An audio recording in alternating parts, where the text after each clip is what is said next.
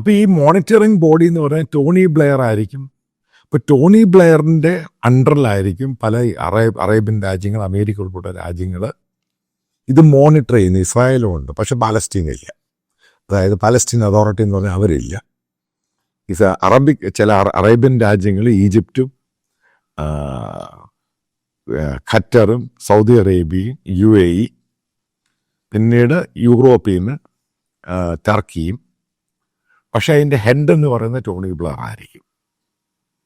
പക്ഷേ ഈ ട്രൂപ്പാണ് ഇവിടെ ഏറ്റവും വലിയ പ്രശ്നമാകാൻ പോകുന്നത്.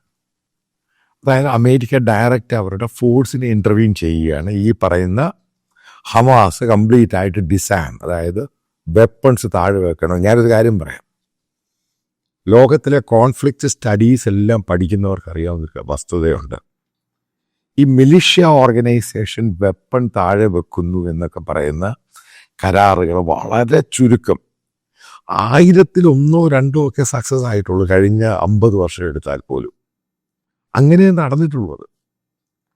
കാരണം ഈ പറയുന്ന പോലെ ഒന്നാമതൊരു ഇസ്ലാമിക റാഡിക്കൽ രീതിയിൽ പ്രവർത്തിക്കുന്ന ഹമാസ് എന്ന് പറയുന്ന അവരുടെ ഐഡിയോളജി, അതുമായി ചേർന്ന് പോകുന്ന രീതിയിലേ അല്ല ഈ കരാറുണ്ടാക്കിയിരിക്കുന്നത്.